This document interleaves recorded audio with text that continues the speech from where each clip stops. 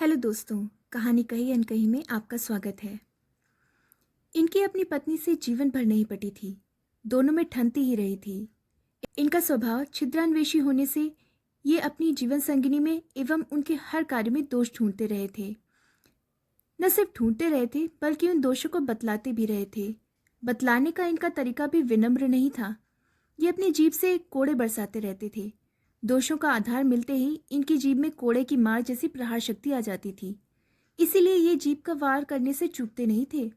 दोष भले ही असली हो या ख्याली, इन्हें नजर आया नहीं कि इन्होंने जीभ का कोड़ा बरसाया। इन कोड़ों की मार इनके जीवन संगिनी पर ही सर्वाधिक पड़ती रही थी, क्योंकि वे ही इनके संपर्क में सबसे अधिक आती रही थीं। इनकी पत्नी ने विवाह के बाद नई बहू होने के कारण इनके वाग्बाड़ों को मन मार कर सहा था। वे उस जमाने की रफ्तार के कारण उफ तक नहीं कर पाई थीं।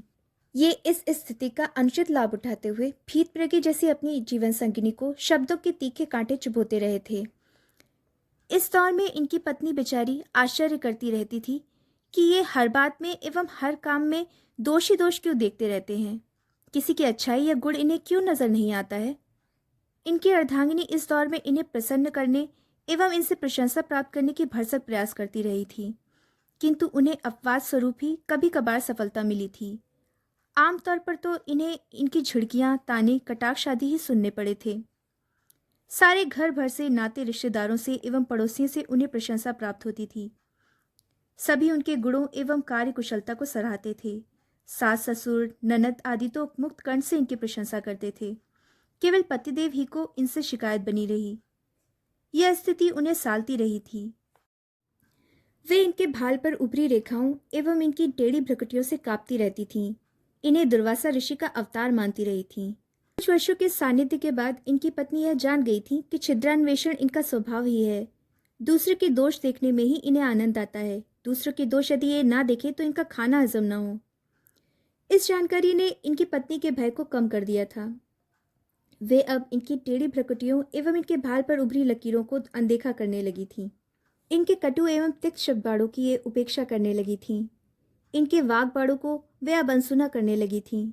पत्नी की ओर से कोई प्रतिक्रिया न होने से इन्हें अपनी सारी क्रियाएं निरर्थक लगने लगी थीं। पत्नी जब तक सहमती रही थी, कांपती रही थी, तब तक इन्हें परपीड़ा का सुख मिलता रहा था। ये इस सुख से अब वंचित हो गए थे, इसलिए इनका क्रोध सन्निपात जैसी स्थिति में पहुंचने लगा था। ये भोजन की थाली फेंकने लगे थे, घर से चले जाने की धमकी देने लगे थे, पत्नी पर हाथ उठाने लगे थे एवं ऐसे ही अन्य उपायों द्वारा पत्नी को उत्तेजित करने का प्रयास करते रहे थे। आए दिन की इन परेशानियों से दुखी होकर इनकी पत्नी ने इनसे तलवार भांजना शुरू कर दिया था। यहीं से इनका खास दंगा शुरू हुआ था। अभी तक एक तरफा वार ही होते रहे थे। अब इनकी पत्नी ने भी इनके वारों को लौटाना शुरू कर दिया था। वे भले ही इनके हर वार पर नहले पर दहला नहीं मार पाती थीं, किंतु इनके वारों को वे अब खाली नहीं जाने देती थीं। कुछ ना कुछ तो जवाब देती ही थीं। आमने सामने बोलने की इस प्रवृत्ति ने इन्हें न सिर्फ चौंकाया था बल्कि क्रोधित भी किया था, क्योंकि बकरी की तरह मिमियाती हुई पत्नी के कान ये अभी तक बड़े मजे से मरोड़ते रहे थे, जबकि सामना करने वाली पत्नी के कान पहले की तरह मरोड़ना अब इनके लिए संभव नहीं रहा था। इसलिए ये अब झुंझलाने लगे थे। पत्नी पर बीज सिद्ध होने के लिए भरपूर प्रयास करने लगे थे। ये अब बात बात पर बिगड़ने लगे थे। इनकी पत्नी ने कुछ दिनों तक इनकी इस झुंझलाहट को सहा था, किंतु 24 घंटे की इस फांसी को वे अधिक दिनों तक सह नहीं पाईं। इसीलिए वे अब नए पैतरे से इनका मुकाबला करने लगी थीं। यह नया पैतरा था उज्जट वाला। वे इनकी तरह दुशालों में जूते नहीं जमा पाती थीं, तो कर्कशा नार की तरह साफ शब्दों में इनसे भिड़ने लगी थीं। इनके पड़ोस में ही रहने वाले एक व्यंग्यकार ने इनके इस दंगल से प्रेरित होकर आकाशवाणी से प्रसारित होने वाले अपने एक धारावाहिक रूपक में इन्हें दूसरे नामों से उतार दिया था।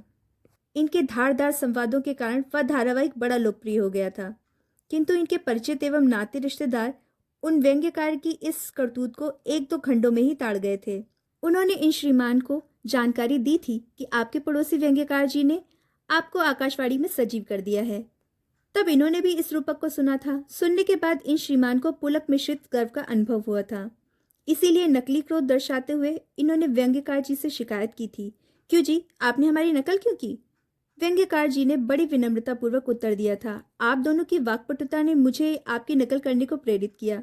आप सच में विलक्षण प्रतिभाशाली हैं। मैं तो व्यंग्य लिखता हूँ, किंतु आप तो व्यंग्य को जीते हैं, उसे ओढ़ते बिछाते हैं। आपके सांस सांस में व्यंग्य है। व्यंग्य आपकी वाणी का श्रृंगार है। अच्छा होता यदि आप व्यंग्य लिखते भी होते। आप यदि व्यंग्य लेखन में होते तो निश्चित रूप से आपका स्थान बन जाता। इस प्रशंसा से ये प्रसन्न तो हुए थे, किंतु व्यंग्य लेखन के मैदान में उतर नहीं पाए थे। ये तो अपनी पत्नी से ही जूझते रहे थे। अपनी जीभ की खाज इसी तरह मिटाते रहे थे। अपनी पत्नी के अलावा ये दूसरों से भी इसी लहजे में बोलने लगे थे। राह चलते किसी को सामने पाकर ये उससे यह कह देते थे, हुजूर, सड़क पर थोड़ी जगह हमारे लिए भी रहने दीजिए। दूध वाले से पूछते थे, पानी में कितना दूध मिलाते हो भैया। फेरी वाले से किसी चीज के दाम पूछने के बाद सवाल करते थे, इसमें झूठ कितना है। माल तुलवाने के बाद दुकानदार से पूछते थे, कितना कम तोला भैया। ऐसे आड़े टेढ़े सवालों के कारण कई बार इनकी लोगों से खटक जाती थी।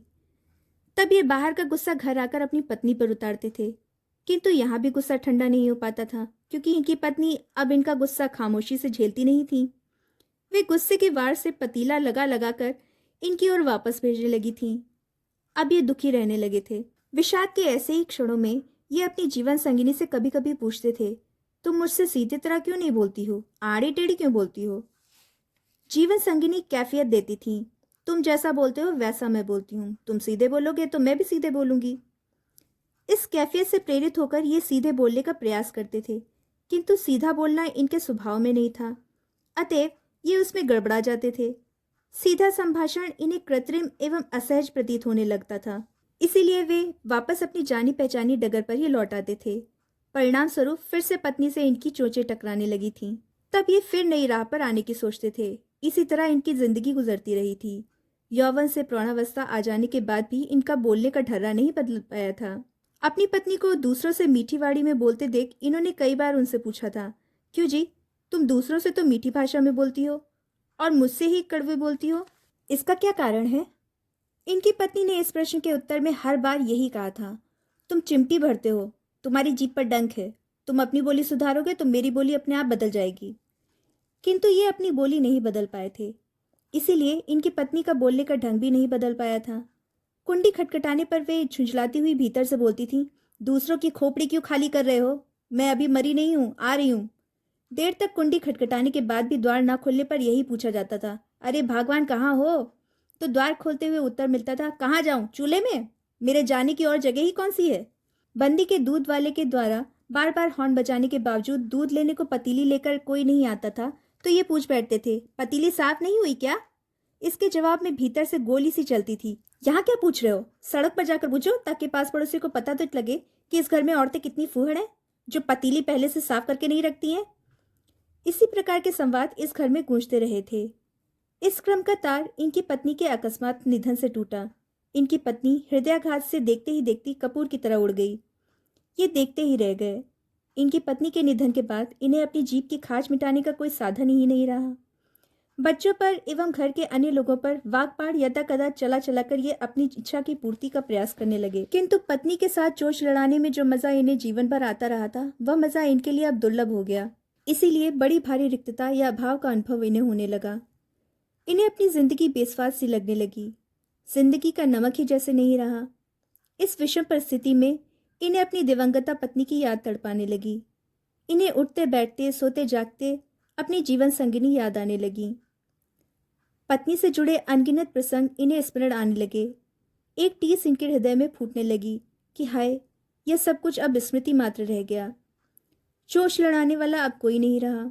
यह सुलभ सुख भी उनके लिए अब अप्राप्य हो गया है। हृदय की इस टीस से व्यथित होकर ये दिवंगता पत्नी की तस्वीर को अपने हृदय से सटाकर बुदबुदाने लगे, मुझे अकेला छोड़कर तुम कहाँ चली गई, तुम्हारे बिना मेरा जीवन दूभर हो गया, तुम्हारे बिना मैं कैसे जीऊं, बोलो।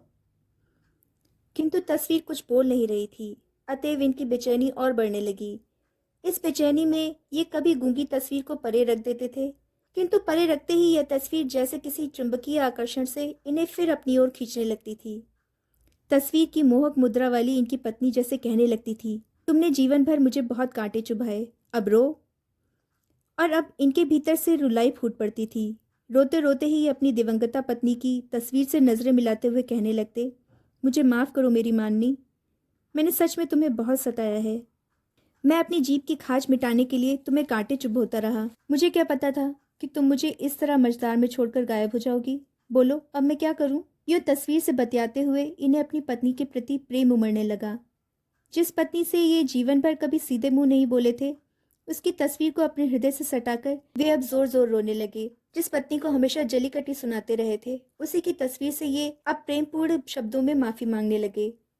जिस पत्नी का कुछ भी इन्हें कभी अच्छा नहीं लगा था, उसका सब कुछ इन्हें अब अच्छा, बहुत अच्छा लगने लगा। उसकी स्मृति की सुगंध से इनका मन मस्तिष्क जैसे महकने लगा। इसीलिए ये अपनी पत्नी के चित्र पर रोज पुष्पमाला चढ़ाने लगे। पुष्पमाला चढ़ाने के पूर्व वे पत्नी के चित्र का चुम्बन लेते हुए कहने लगे, मैं तुम्हें प्यार करता हूँ, पूरे हृदय से प्यार करता हूँ। तुम जीवन भर मेरी पत्नी रही, किंतु इस दुनिया से जाने के बाद तुम मेरी प्रेमिका बन गई। हाँ हाँ, प्रेमिका। तुम मेरी लैला हो, मैं तुम्हारा मजनू हूँ। उन्हीं दिनों ये एक रोज अपने उन व्यंग्यकार पड़ोसी के पास गए और उनसे बड़े संजीदा स्वर में बोले, तुमने हम पर व्यंग्य लिखा था, अब हम पर प्रेम कथा लिख दो। क्या मतलब? व्यंग्यकार ने आश्चर्य से पूछा।